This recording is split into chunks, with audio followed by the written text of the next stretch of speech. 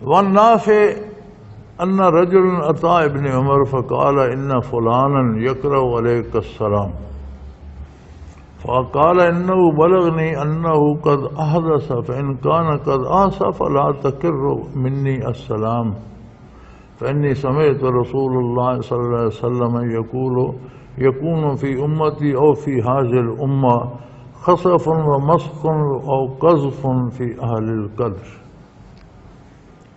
حضرت نافع رضی اللہ عنہ فرماتے ہیں کہ کوئی شخص حضرت ابن عمر رضی اللہ عنہ کی خدمت میں حاضر ہوا اور اس نے کسی کی طرف سے انہیں سلام پیش کیا کہ فلاں شخص آپ کی خدمت میں السلام علیکم عرض کرتا ہے۔ انہوں نے فرمایا کہ مجھے خبر پہنچی ہے کہ اس نے دین میں کوئی بدعت ایجاد کی ہے، کوئی نئی بات نکالی ہے۔ یہ بھی ہمارا روز کا مسئلہ ہے، یہ بدعت کیا ہوتی ہے؟ ہم روز ایک دوسرے کو بدتی بدتی کہتے رہے، بدعت ہوتی کیا ہے؟ جن چیزوں کو رسول اللہ صلی اللہ علیہ وسلم نے ثواب یا گناہ فرمایا ہے اور وہ فرض نہیں ہے، وہ سنت کہلاتی ہے۔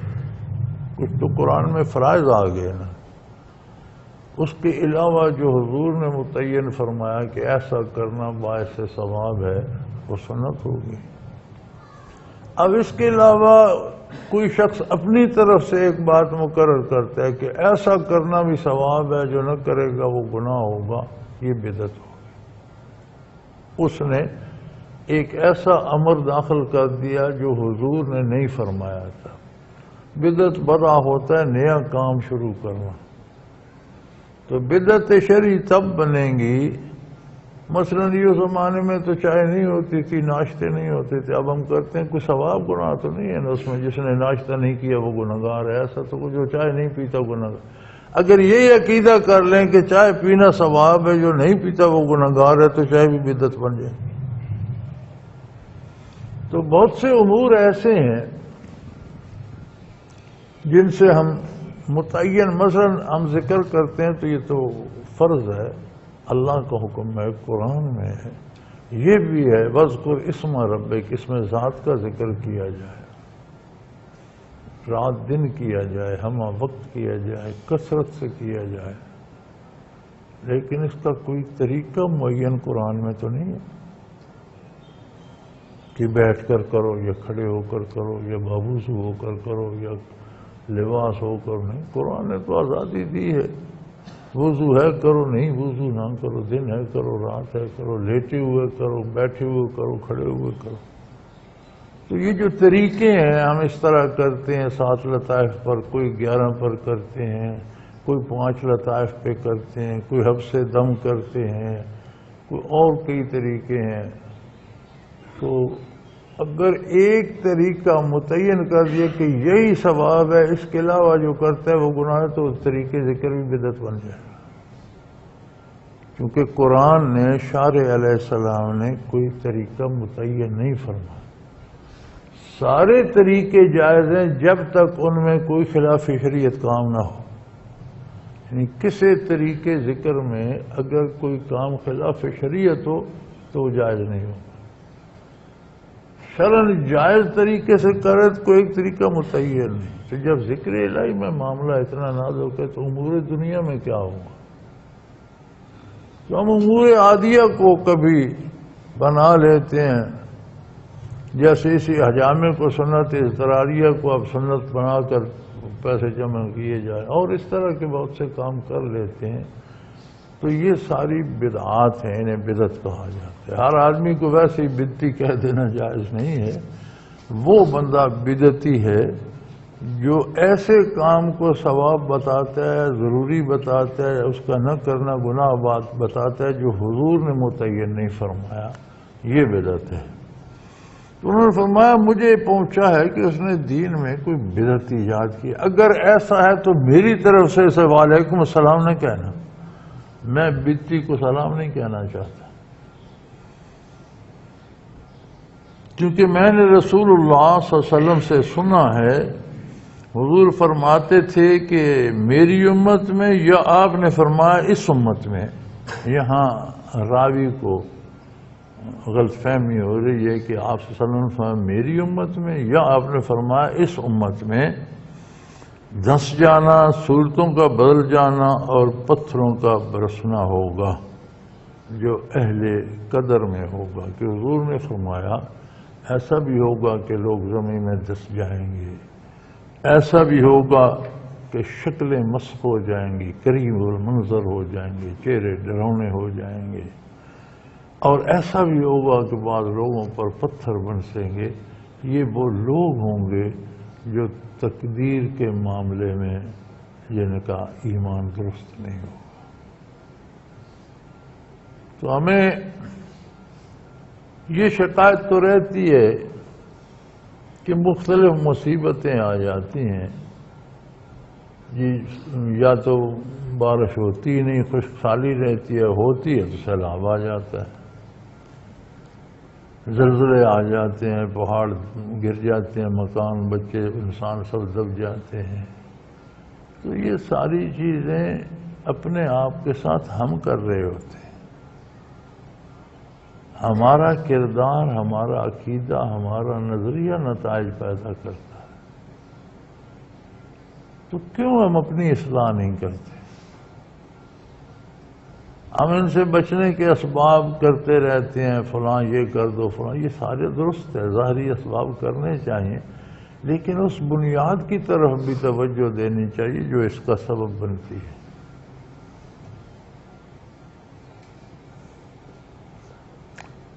وعن علی رضی اللہ تعالیٰ عنہ قال سألت خدیجۃ النبی صلی اللہ علیہ وسلم، حضرت علی کرم اللہ وجہ کریم فرماتے ہیں کہ حضرت خدیجہ رضی اللہ تعالیٰ عنہ نے نبی صلی اللہ علیہ وسلم سے اپنے 2 بچوں کے بارے پوچھا، ان ولدین مات لہا فی الجاہلیہ۔ حضرت خدیجہ رضی اللہ عنہ کے 2 بچے حضور اکرم صلی اللہ علیہ وسلم کے نکاح میں آنے سے پہلے عہد جاہلیت میں فوت ہو چکے تھے، تو انہوں نے ان کے بارے پوچھا، فقال رسول اللہ صلی اللہ علیہ وسلم ہما فی النار، تو آپ نے فرمایا وہ دونوں دوزخ میں ہیں۔ قال فلما رأى الكراهة في وجهها قال لو رأيت مکانہما لأبغضہما۔ آپ صلی اللہ علیہ وسلم نے ناپسندیدگی کے آثار حضرت خدیجہ رضی اللہ عنہ کے چہرے مبارک پر، انہیں بات ناگوار سی گزری، چہرے اقدس کا رنگ متغیر ہو گیا، تو حضور نے دیکھا تو فرمایا کہ اگر آپ ان کا ٹھکانہ دیکھ لیں تو آپ کو ان سے نفرت ہو جائے۔ یعنی جب آخرت منکشف ہوگی، جنت دوزخ کا فیصلہ ہوگا، تو اہل جنت کو اہل دوزخ سے کوئی رغبت نہیں رہے گی، نفرت ہو جائے گی۔ دنیا میں کتنا محبوب شخص بھی آخرت میں دوزخ میں چلے گئے تو کوئی جنتی اس سے محبت نہیں رکھے گا، محبت تعلقات ختم ہو جائیں گے۔ تو یہی بات ام المومنین کو حضور نے ارشاد فرمائی کہ جیسے حضور تو دیکھ رہے ہیں، فرمایا اگر تم بھی دیکھ لو ان کا ٹھکانہ تو پھر تمہیں یہ محبت نہ رہے، تمہیں نفرت ہو جائے۔ قالت یا رسول اللہ فولدی من کا، انہوں نے کہا یا رسول اللہ میرا ایک بیٹا تو آپ سے بھی پیدا ہوا تھا اور اس کا بھی وصال ہو گیا۔ قال فی الجنہ، آپ صلی اللہ علیہ وسلم نے فرمایا وہ تو جنت میں ہے۔ حضور اکرم صلی اللہ علیہ وسلم کا فرزند ارجمند عبداللہ اور طاہر جس کا لقب تھا، حضرت خدیجہ کے وطن سے ہوئے اور ان کا وصال ہو گیا، تو انہوں نے پوچھا ایک بیٹا تو آپ سے میرا ہوا اور وہ بھی فوت ہو گیا، تو فرمایا وہ تو جنت میں ہے۔ ثم قال رسول اللہ صلی اللہ علیہ وسلم ان المؤمنین واولادهم فی الجنہ وان المشرکین واولادهم فی النار۔ آپ نے فرمایا اللہ کے ایماندار بندے اور ان کی اولاد جنت میں ہوگی، شرک اور کفر کرنے والے لوگ اور ان کی اولاد دوزخ میں ہوگی۔ اور پھر آپ صلی اللہ علیہ وسلم نے یہ آیت تلاوت فرمائی والذین آمنوا واتبعتهم ذریتهم کہ جو لوگ ایمان لائے اور ان کی اولاد ان کے نقش پا پہ چلی، ان کے پیچھے چلی، وہ اللہ کی طرف سے جنت میں ہوں گے۔ فرمایا مومنین اور ان کی اولاد جس نے ان کا اتباع کیا وہ جنت میں ہوں گے، اور کافر اور ان کی اولاد جنہوں نے کفر اختیار کیا جہنم میں ہوں گے۔ وعن ابی ہریرہ رضی اللہ تعالیٰ عنہ قال قال رسول اللہ صلی اللہ علیہ وسلم لما خلق اللہ آدم مسح ظہرہ فسقط عن ظہرہ کل نسمة هو خالقها من ذریتی الی یوم القیامہ وجعل بین عینی کل انسان منہ بیضاء من نور۔ حضرت ابو ہریرہ رضی اللہ عنہ سے روایت ہے، رسول اللہ صلی اللہ علیہ وسلم نے فرمایا کہ اللہ تعالیٰ نے آدم علیہ السلام کو پیدا فرمایا، پھر ان کی پشت پر دست قدرت پھیرا، ان کی پشت سے ہر جان، ہر ذی روح، ہر وہ بندہ جس نے ان کی نسل سے پیدا ہونا تھا وہ پیدا ہو گیا، اور ان کی آنکھوں کے درمیان نور کی ایک چمک رکھ دی، یعنی پہلے وہ پیدا فرمائے جو اہل جنت میں سے تھے، اور ان کی آنکھوں کے درمیان یعنی پیشانی میں نور تھا، جتنا جتنا کسی کے درجے تھے کم زیادہ نور تھا۔ تو انہوں نے عرض کی ہے پروردگار یہ کون لوگ ہیں؟ تو عرضہم علی آدم فقال یہ رب منہا، انہیں آدم علیہ السلام کو دکھایا تو انہوں نے عرض کی یا اللہ یہ کون ہے؟ قال ذریتک فرعا رجلا منہم فاعجبہ بیض ما عینیہ، تو ان میں انہوں نے ایک شخص کو دیکھا اور اس کی پیشانی کا نور انہیں عجیب لگا، زیادہ لگا، خوبصورت لگا، پیارا لگا۔ تو انہوں نے اس کی اے رب من ھذا، اے میرے پروردگار یہ کون ہے؟ قال داؤد، فرمایا یہ تیری اولاد میں سے داؤد علیہ السلام ہیں جو نبی بھی ہوں گے، بادشاہ بھی ہوں گے، حکمران بھی ہوں گے۔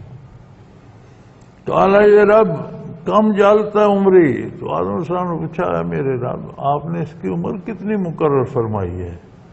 قال 60 سنہ، ارشاد ہوا 60 سال عمر ہوگی ان کی۔ قال رب زدہ من عمری 40 سنہ، تو آدم علیہ السلام نے کہا یا اللہ میری عمر کے 40 سال انہیں دے دے، کم از کم 100 سال تو ہو ان کی عمر، اتنا خوبصورت انسان، اتنا منور چہرہ، 60 سال تو بڑی تھی۔ آدم علیہ السلام کی عمر کہتے ہیں 1000 سال تھی، تو 40 سال تو حضرت داؤد علیہ السلام کو مل گئی۔ قال رسول اللہ صلی اللہ علیہ وسلم فلما انقض عمر آدم الا 40، جب آدم علیہ السلام کی زندگی پوری ہوئی، وہ 40 جو عطا کر چکے تھے وہ پیچھے رہ گئے، جاء الملک الموت، تو ملک الموت خدمت میں حاضر ہوا۔ تو قال آدم اولم یبق من عمری 40 سنہ، تو آدم علیہ السلام نے کہا تم کدھر آئے ہو، میرے تو ابھی 40 سال رہتے ہیں، تم پہلے ہی سوٹا اٹھا کر آ گئے ہو۔